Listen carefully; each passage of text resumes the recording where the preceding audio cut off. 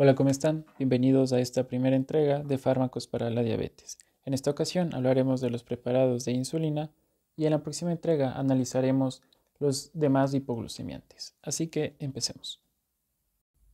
Antes de entrar propiamente en la materia, les recomiendo que hagamos un análisis de algunos conceptos básicos. De todas formas, dejaré los capítulos en la descripción para que puedan ir a su parte de interés, ¿no? Lo primero que habría que comprender es qué es la diabetes mellitus.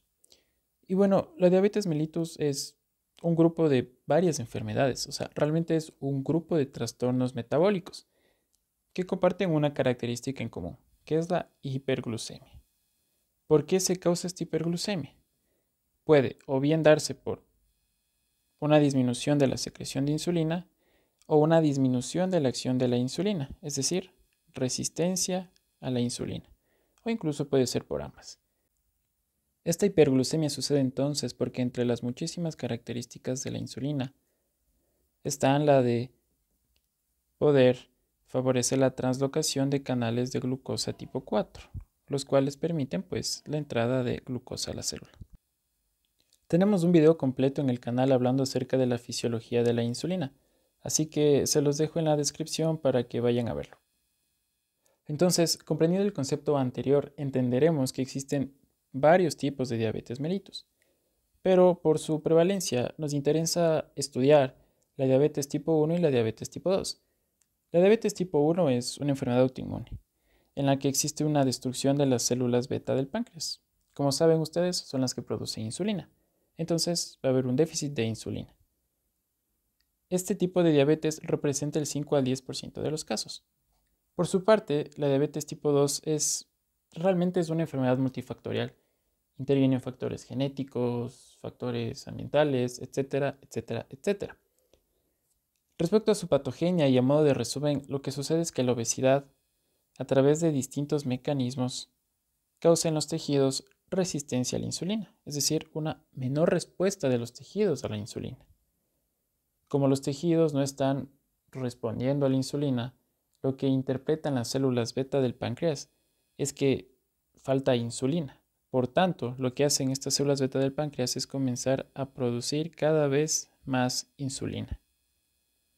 En primera instancia, sí, las células beta del páncreas pueden hacerlo, pero llega un punto en el que estas células beta ya no pueden producir más insulina y como resultado fracasan. Y hablamos ahora sí, francamente, de una diabetes mellitus tipo 2. Este tipo de diabetes representa el 90 al 95% de los casos de diabetes.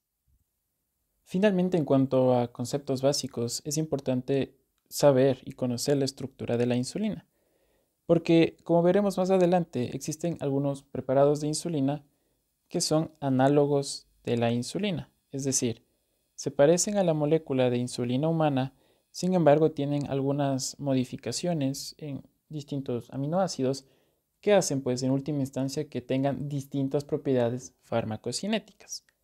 Entonces, nuestra molécula de insulina se encuentra constituida por dos cadenas, una cadena A, una cadena B, que se encuentran unidas mediante enlaces disulfuro. Como ustedes pueden observar, el arsenal que tenemos para tratar la diabetes es realmente amplio. Sin embargo, los preparados de insulina nos sirven para todos los casos de diabetes tipo 1 y para aproximadamente un tercio de los casos de diabetes tipo 2. Tenemos ya varios videos en el canal acerca del diagnóstico y tratamiento de la diabetes que los dejaré en la descripción. Algunas generalidades con respecto a los preparados de la insulina son las siguientes.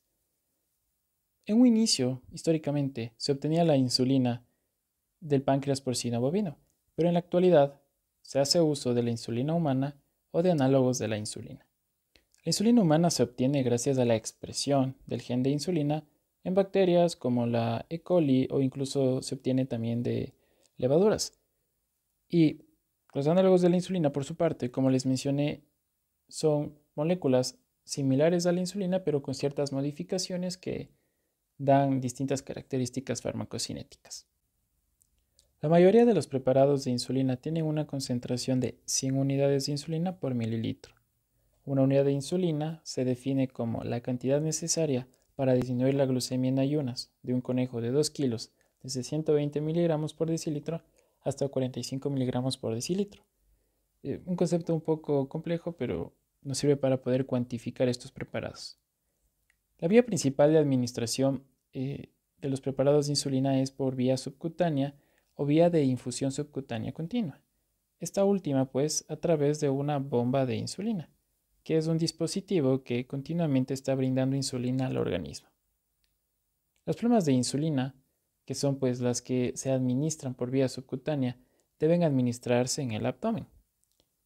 Esto se realiza en el abdomen porque en esta zona anatómica es mucho más sencilla la absorción comparado con otras zonas como tal vez el muslo o el brazo, entre otras.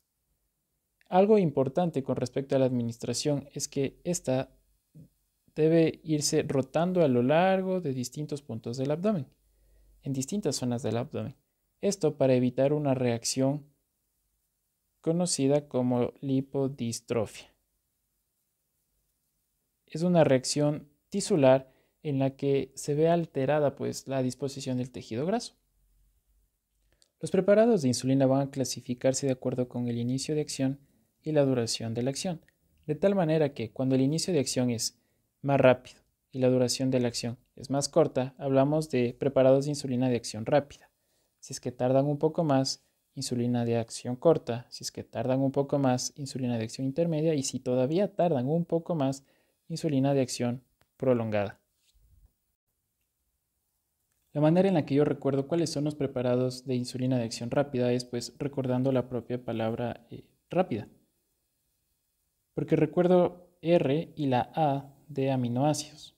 ¿Por qué? Porque las insulinas de acción rápida tienen nombres similares a los de los aminoácidos, insulina SPART, insulina Lispro, insulina glulicina. La insulina de acción corta, pues recuerdo que es la insulina regular. La insulina de acción intermedia, recuerdo la I por insulina isofánica, o también llamada NPH.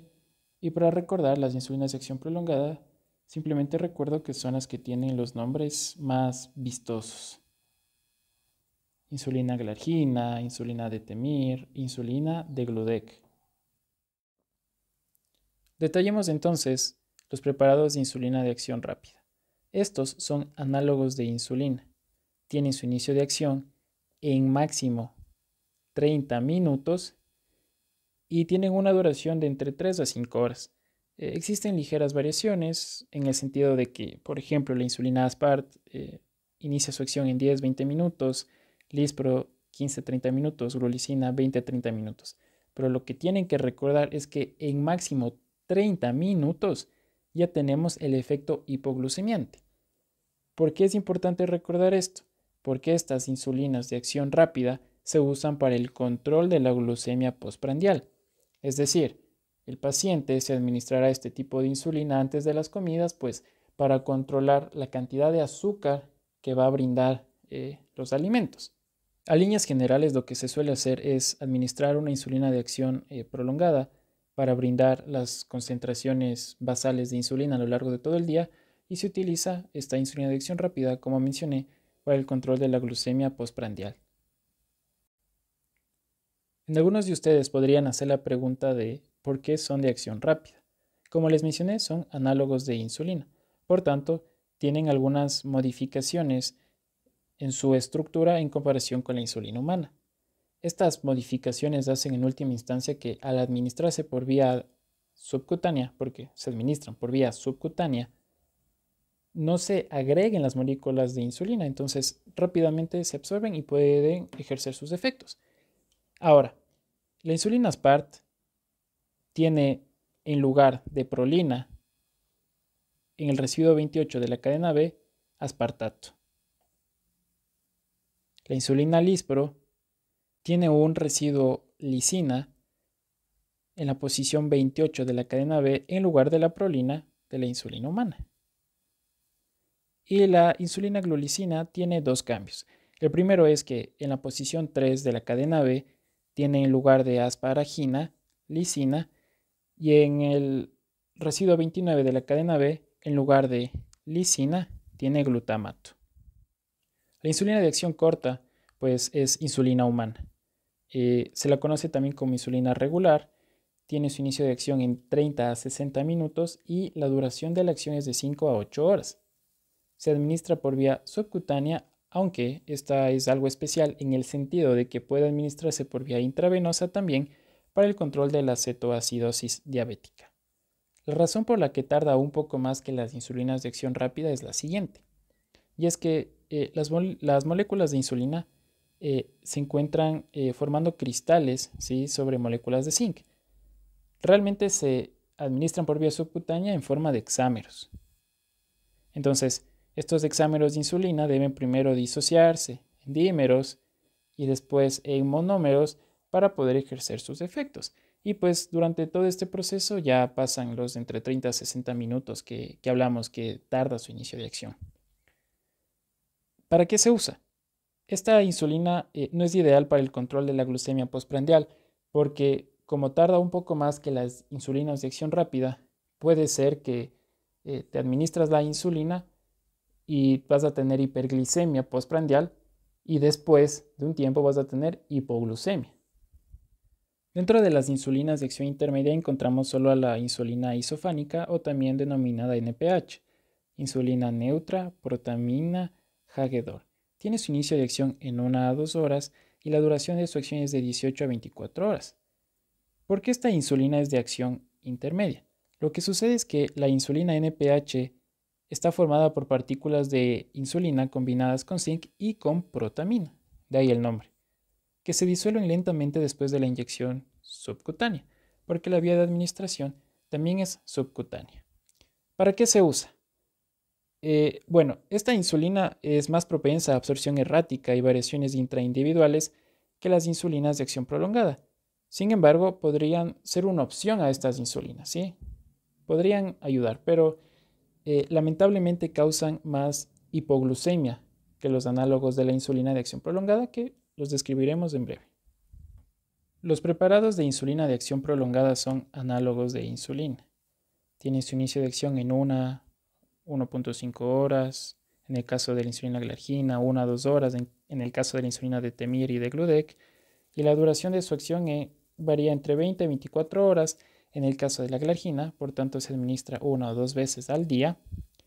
En el caso de la de Temir, la duración de la acción es de hasta 24 horas, también se administra 1 o 2 veces al día, y en el caso de la insulina de Gludec, suele durar más de 24 horas y por eso se administra una vez al día. Estas se administran por vía subcutánea. Se usan entonces para proporcionar concentraciones basales de insulina. Proporcionan aproximadamente 1/3 de las necesidades diarias de insulina y el resto de las necesidades pues las compensamos con insulina de acción rápida. ¿Por qué son de acción prolongada? Como saben, son análogos de insulina. Entonces tienen modificaciones en la estructura. En el caso de la insulina glargina, lo que sucede es que una glicina va a reemplazar a la asparagina en la posición 21 de la cadena A. Además de esto, en la posición 30 de la cadena B, a la treonina se le van a agregar 2 aminoácidos arginina. En el caso de la insulina de Temir, lo que sucede es que a la lisina de la posición 29 de la cadena B se le va a agregar un ácido graso y además se va a eliminar el residuo treonina que se encuentra en la posición 30 de la cadena B, se va a eliminar.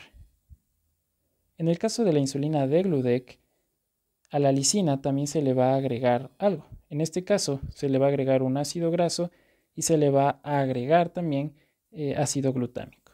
Y al igual que sucede con la insulina de Temir, se va a eliminar el residuo treonina que correspondería a la posición 30 de la cadena B. Finalmente, sería prudente tomar en cuenta algunas consideraciones del ADA. La primera de ellas es que la eficacia de los preparados de insulina va de alta a muy alta. La siguiente, que el efecto adverso principal de los preparados de insulina va a ser la hipoglicemia. Esta hipoglicemia tiene un mayor riesgo de aparecer cuando se hace uso de la insulina NPH en comparación con el uso de análogos de la insulina. Asimismo, se ha visto que en los pacientes que usan preparados de insulina existe un incremento del peso y en cuanto a los efectos cardiovasculares se ha mantenido neutral. Y en cuanto a la progresión de la enfermedad renal diabética se ha mantenido también neutral.